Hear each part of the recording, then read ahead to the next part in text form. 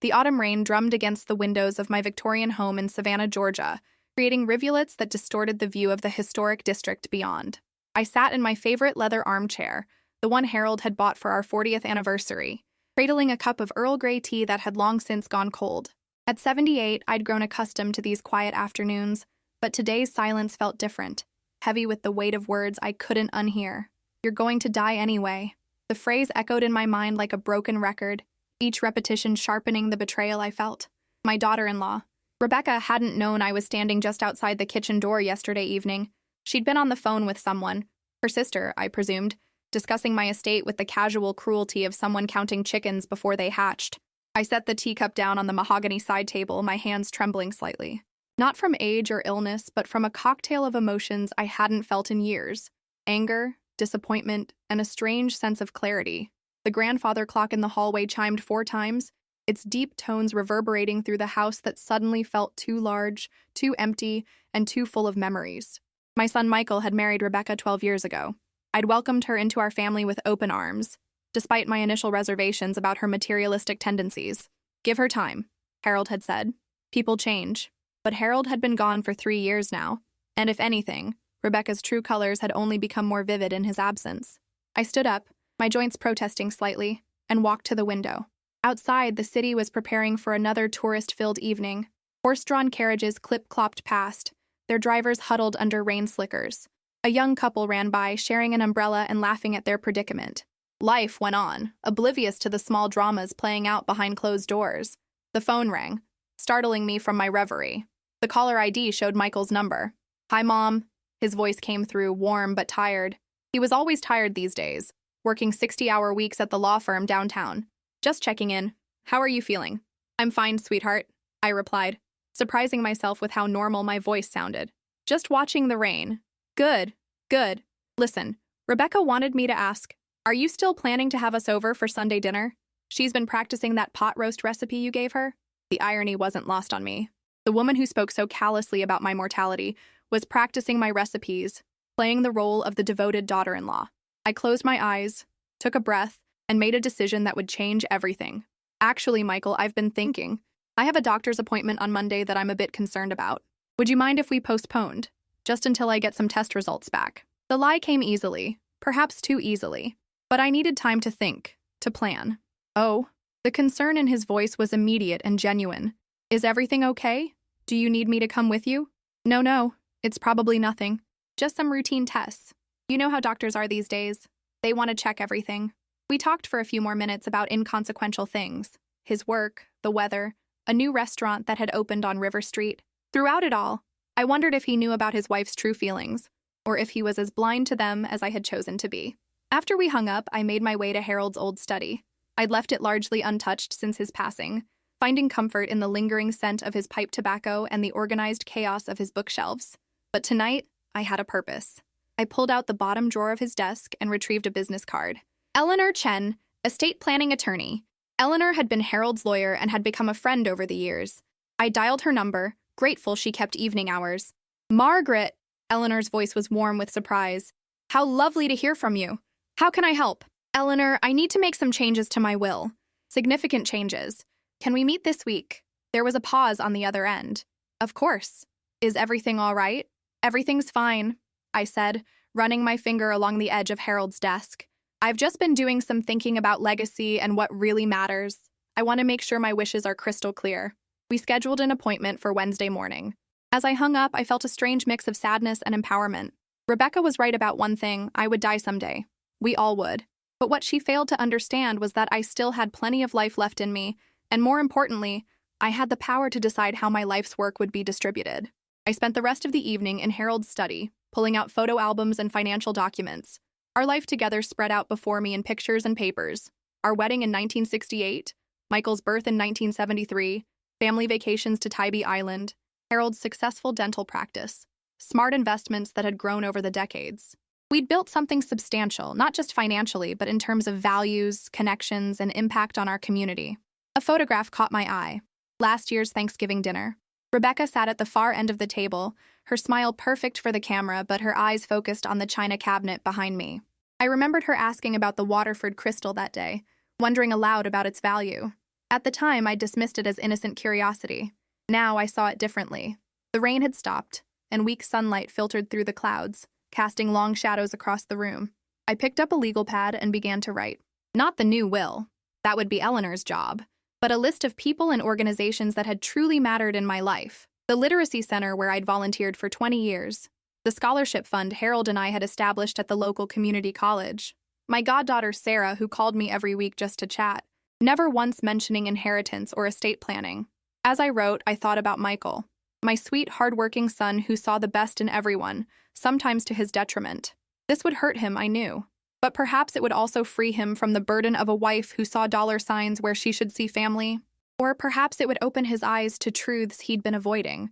Either way, I couldn't let my fear of his pain prevent me from doing what I knew was right. The doorbell rang, interrupting my thoughts. I glanced at the clock. Nearly 7. I wasn't expecting anyone. Through the peephole, I saw Tom Morrison, my next-door neighbor, holding a covered dish. "Margaret?" He smiled when I opened the door. "Helen made too much lasagna again. She insisted I bring you some." Tom and Helen had been our neighbors for 15 years, the kind of people who still believed in looking out for one another. I accepted the dish gratefully, the warmth seeping through the ceramic and into my hands. "Tell Helen thank you. Would you like to come in for some tea?" "Can't tonight, I'm afraid. Helen's got me signed up for some cooking class." Can you believe it? 45 years of marriage and she decides now I need to learn to cook. He chuckled, the sound rich with affection for his wife. After he left, I stood in my doorway for a moment, looking out at the familiar street. The lampposts were just beginning to flicker on, casting a warm glow over the wet cobblestones. This was my neighborhood, my community, filled with people who valued connection over collection, presence over presence. I heated up a portion of Helen's lasagna and ate it at the kitchen table, the same table where Rebecca had spoken those fateful words. But the space felt different now, less like a crime scene and more like a turning point. I wasn't dying, at least no more than we all were, every day. What I was doing was living, making choices that reflected my values, and honored the life Harold and I had built together. That night I went through the house room by room, seeing it with fresh eyes. The art we'd collected on our travels, each piece with a story. The library of first editions Harold had painstakingly assembled. The piano where Michael had practiced for years, filling the house with music. These things had value beyond their monetary worth, and they deserved to go to people who would understand that. I paused in Michael's old room, now a guest bedroom, but still holding traces of the boy he'd been. Sports trophies, academic awards, photographs of him with his high school friends. When had my thoughtful, sensitive son become blind to his wife's avarice? Or was I the one who'd been blind, seeing only what I wanted to see? The master bedroom was the hardest. Harold's presence was strongest here, in the indent on his side of the bed that I couldn't bring myself to smooth out, in the reading glasses still sitting on his nightstand. I sat on the bed and picked up our wedding photo, running my thumb over his young face. "I hope you understand," I whispered to the image. "I know you always said family comes first, but I don't think this is what you meant." As I prepared for bed, I felt lighter than I had in months. Tomorrow would bring its own challenges, but tonight, I had clarity. Rebecca's words, meant to be spoken in shadows, had brought everything into the light. She was right. I was going to die someday, but not today, and not without ensuring that my legacy reflected the values I'd lived by, not the greed of those who counted my days like coins. I turned off the bedside lamp and settled into the darkness, rain beginning to fall again outside. In the distance, I could hear the foghorns from the river, their mournful calls a reminder that life was full of warnings if we only listened. I had listened. And now I would act. The last thought I had before sleep took me was of Michael as a boy, running through this very house with his arms spread wide, pretending to fly. I hoped that whatever came next, he would remember that feeling of freedom, of possibility. Because regardless of what his wife believed, there were things more valuable than money, and it was never too late to remember what truly mattered. As the clock downstairs chimed midnight, marking the end of one day and the beginning of another, I smiled in the darkness. Rebecca had unwittingly given me a gift with her callous words. She'd reminded me that I was still very much alive, still capable of making choices that mattered, and tomorrow I would begin making them. Wednesday morning arrived with the kind of crisp clarity that only autumn in Savannah could provide. The previous day's rain had washed the city clean, and the historic district sparkled under a bright October sun. I dressed carefully for my appointment with Eleanor, a navy suit Harold had always said made me look distinguished, paired with the pearl necklace he'd given me for our silver anniversary. If I was going to reshape my legacy, I wanted to look the part. Eleanor's office was located in a restored antebellum mansion on Bull Street, its brick facade covered in ivy that was just beginning to turn crimson. I'd been here several times before, but today the brass nameplate reading Chen Rodriguez and Associates Estate Planning seemed to carry more weight. "Margaret, you look wonderful!" Eleanor greeted me warmly, her silver hair styled in an elegant bob that complemented her sharp features. Despite being nearly my age, Eleanor radiated an energy that made her seem decades younger. Come in, come in. I've cleared my morning for you." Her office was a perfect blend of professional and personal. Law books lined the walls, but family photos and small pieces of art softened the space. I settled into the leather chair across from her desk, noticing she'd already set out tea service, remembering my preference for English breakfast. "So," Eleanor said, pouring the tea with practiced grace, "you mentioned wanting to make significant changes. Tell me what's on your mind." I took a sip of tea, gathering my thoughts. "Eleanor, how well do you know my daughter-in-law?" "Rebecca?" Eleanor's expression remained professionally neutral, but I caught a slight tightening around her eyes. "We've met at a few social functions. Why do you ask?" "I overheard her on the phone the other day. She was discussing my estate with someone, talking about what she and Michael would do with the house, the investments. She said, 'You're going to die anyway,' as if I were already gone, just an inconvenient obstacle to her inheritance." Eleanor set down her teacup carefully. "I see. That must have been very painful to hear." "Painful, yes, but also illuminating." I straightened in my chair. "Harold and I worked hard for everything we have. We built a life based on generosity, community service, and genuine connections. I won't have it all reduced to a shopping list for someone who sees no value beyond dollar signs." Eleanor nodded, pulling out a legal pad. "Let's review your current will first, and then we can discuss changes." For the next hour, we went through the existing document line by line. The bulk of the estate, the house, the investment portfolio, Harold's dental practice proceeds, was set to go to Michael with the expectation that it would benefit him and Rebecca jointly. Smaller bequests were designated for various charities and a few family friends. The total estate value is approximately $4.2 million, Eleanor noted. That's including the house, investments, and personal property. I nodded. It was a substantial sum, more than Harold and I had ever dreamed of accumulating when we were young. We'd been prudent, lucky, and blessed with good health for most of our lives. But now I saw how that blessing could become a curse if placed in the wrong hands.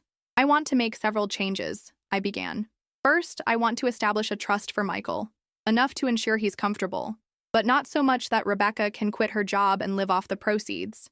Say, $500,000, with distributions controlled by a trustee." Eleanor made notes. "And who would you like as trustee?" "You, if you're willing. I trust your judgment, and you know Michael well enough to act in his best interests. I'd be honored." "What about the house?" I'd thought long and hard about this. The house held so many memories, but I'd come to realize that memories lived in hearts, not walls.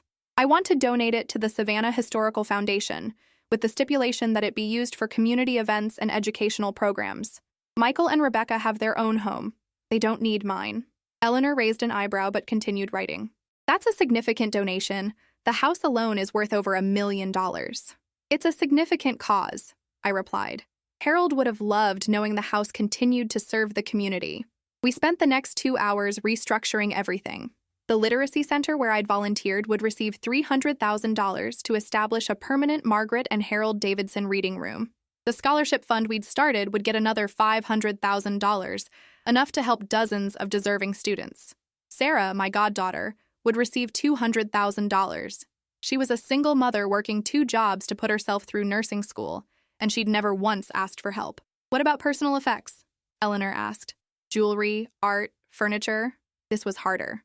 So many of these items had sentimental value. "I want to create a list of specific bequests.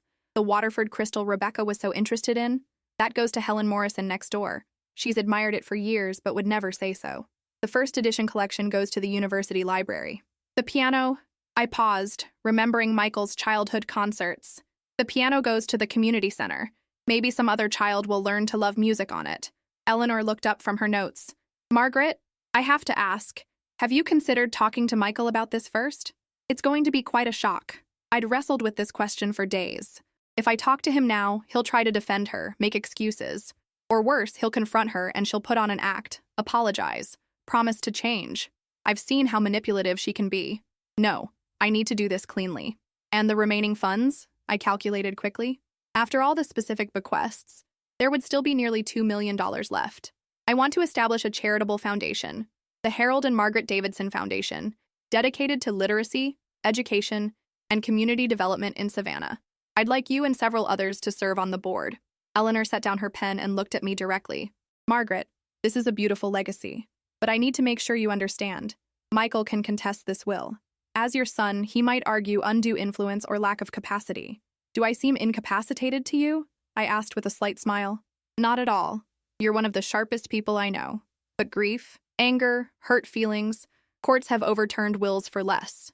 Then we make it ironclad, I said firmly. I want a video recording of my testimony, explaining my reasoning. I'll take any cognitive tests required. I'll even see a psychiatrist if necessary to establish my mental fitness. I won't have my final wishes overturned because someone thinks I'm a bitter old woman. Eleanor smiled then, a real smile that reached her eyes. You're not bitter, Margaret. You're wise and brave. Not many people would have the courage to do this.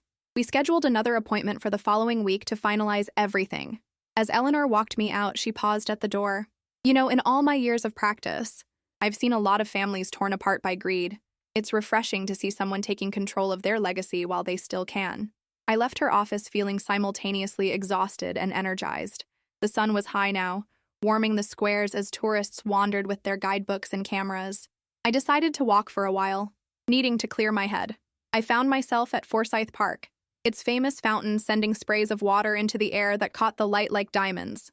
Sitting on a bench, I watched families playing, joggers making their circuits, artists sketching the scenery. This was the Savannah I loved, vibrant, diverse, alive with possibility. Mrs. Davidson, is that you? I looked up to see a young woman with a toddler in tow. It took me a moment to recognize her, Maria, one of my former students from the Literacy Center. Maria, how wonderful to see you. And who's this little one? This is Elena, my daughter. Maria beamed with pride. She's 2 now. I named her after you. Well, your middle name. Eleanor. You taught me to read, Mrs. Davidson. Changed my whole life. I'm working as a medical assistant now, and I'm teaching Elena both English and Spanish. We chatted for a few minutes, Elena shyly hiding behind her mother's legs but peeking out with curious eyes. After they left, I sat there feeling validated in my decision. This was what mattered. The ripple effects of kindness, the way helping one person could change generations. My phone buzzed with a text from Michael. Mom, Rebecca's worried about you. She says you sounded strange when you canceled dinner. Are you sure you're okay? I stared at the message, noting the irony. Rebecca was worried about me, or more likely worried about what my strange behavior might mean for her future plans. I typed back, I'm fine, sweetheart, just taking care of some overdue business. Let's plan dinner for next week instead. The walk home took me past some of my favorite spots. The old cemetery where Harold's great-grandparents were buried, the bookstore where we'd spent countless Saturday afternoons, the cafe where we'd had our first date in 1967. Each location held memories, but I realized I'd been living too much in the past lately. Harold wouldn't want that. He'd want me to look forward, to make the most of whatever time I had left. Back at the house, I made myself a light lunch and then tackled a project I'd been putting off, going through Harold's personal effects. His study had remained largely untouched, but now I began sorting with purpose. His medical journals would go to the dental school. His collection of vintage dental instruments, which I'd always found slightly macabre, would go to the medical museum. But his letters, the ones he'd written me during his residency, those I would keep. I found other treasures as I sorted. A Father's Day card Michael had made in 3rd grade, declaring Harold the best daddy in the whole wide world. Ticket stubs from our trip to Europe for our 40th anniversary. The receipt for my engagement ring, which Harold had saved for 3 months to afford. These were the real valuables, worth more than any crystal or silver. The afternoon sun slanted through the windows, illuminating dust motes dancing in the air. I worked steadily, creating piles. Keep, donate, special bequests. It was cathartic, this sorting of a life. Each item told a story, and I was the only one left who knew them all. Around 4 o'clock, the doorbell rang. Through the peephole, I saw Rebecca standing on my porch, holding a casserole dish and wearing what I'd come to think of as her concerned daughter-in-law face. I considered not answering, but that would only fuel her suspicions. Instead, I took a deep breath, arranged my features into a pleasant smile, and opened the door. Rebecca, what a surprise. Hi, Mom, she said, using the title that now felt like sandpaper on my ears. I was worried about you. Michael said you've been feeling under the weather, so I brought you some chicken soup, my mother's recipe. I doubted Rebecca's mother had ever made soup from scratch, but I accepted the dish graciously. How thoughtful. Would you like to come in? She practically bounded inside, her eyes doing that quick inventory I'd noticed before but never really registered. Now I saw it clearly, the way she assessed the value of everything, from the Persian rug in the foyer to the Tiffany lamp on the side table. "Oh, you're reorganizing Harold's study," she observed, noticing the boxes I'd left in the hallway. "That must be so difficult. If you need help, I'd be happy to—" "No, thank you," I interrupted gently.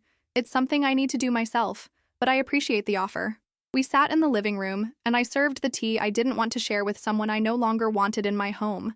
Rebecca chattered about inconsequential things: a sale at Nordstrom, her Pilates class, a vacation to Turks and Caicos she was planning. "Actually," she said, setting down her teacup with calculated casualness, "Michael and I have been thinking. This house is so big for just one person. Have you ever considered moving somewhere smaller? Maybe one of those nice retirement communities? You could sell this place, live more simply." There it was, the first move in what I now recognized as a long-term campaign to separate me from my assets. I smiled sweetly, channeling all my years of Southern politeness. "Oh, I could never leave this house," I said. "Too many memories, besides I like the space. You never know when you might need it for projects." Rebecca's smile tightened almost imperceptibly. "Of course. I just worry about you rattling around here all alone. The maintenance alone must be overwhelming." "Not at all. I have excellent help, and I'm quite capable of managing my affairs." I put just enough emphasis on the last part to make my point. She left shortly after, the casserole abandoned on my kitchen counter. I watched from the window as she sat in her BMW, talking animatedly on her phone, no doubt reporting back to whoever her co-conspirator was, analyzing our conversation for signs of weakness or dementia.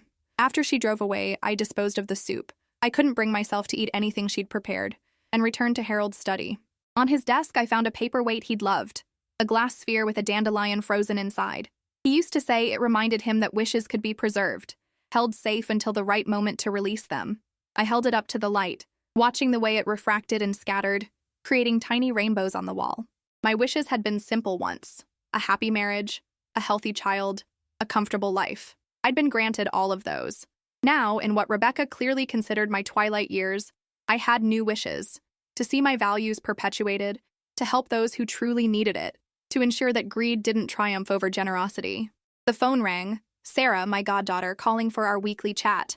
Unlike Rebecca's calculated contacts, Sarah's calls were purely social, filled with stories about her daughter, her nursing studies, her dreams for the future. "Aunt Maggie," she said, using the childhood nickname, "I finally got an A on my anatomy exam." I was so worried, but I studied every night after Emma went to bed. "I'm so proud of you," I told her, meaning every word. "Your mother would be too." Sarah's mother, my best friend from college, had died 5 years ago. I'd promised to look after Sarah, and she'd become like a second child to me, the daughter I'd never had. "How are you doing?" Sarah asked. "I worry about you all alone in that big house." The same words Rebecca had used, but from Sarah, they carried genuine concern rather than calculated interest. "I'm doing well, keeping busy. Actually, I've been thinking about the future a lot lately." "Oh, good thoughts?" "I hope. Very good thoughts," I assured her. "About legacy and impact and making sure good people get the help they deserve." We talked for another half hour. After we hung up, I felt reinforced in my decision. Sarah would be shocked when she learned about the bequest, but she'd use it wisely, for her daughter's education, for her own future, for building a life of service to others. That evening, I made myself a proper dinner: pan-seared salmon with asparagus, a glass of the good Chablis. Harold had been saving for a special occasion. I ate in the dining room, using the Waterford crystal Rebecca coveted, toasting Harold's portrait on the wall. "To new beginnings," I said, raising my glass, "and to endings that honor the journey." Later, I sat at Harold's desk, writing letters to accompany the bequests. Each one explained not just what I was leaving, but why. The Literacy Center would understand that the reading room was meant to honor Harold's belief that education was the great equalizer.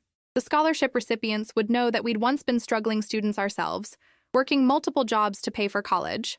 Sarah would learn how much she'd meant to me, how watching her persevere had inspired me. For Michael, I wrote the longest letter. I told him about overhearing Rebecca, but more importantly, I told him about my hopes for him, that he'd rediscover the passionate, idealistic young man he'd been before the pressures of success and his wife's expectations had changed him. I told him I loved him, would always love him, but that love didn't mean enabling the worst impulses of those around him. As midnight approached, I sealed the letters, each one a small time capsule of intention. Tomorrow would bring new challenges, more conversations with Eleanor, the video testimony, perhaps more probing visits from Rebecca. But tonight, I felt something I hadn't experienced since Harold's death. Purpose. Rebecca was right. I was going to die someday.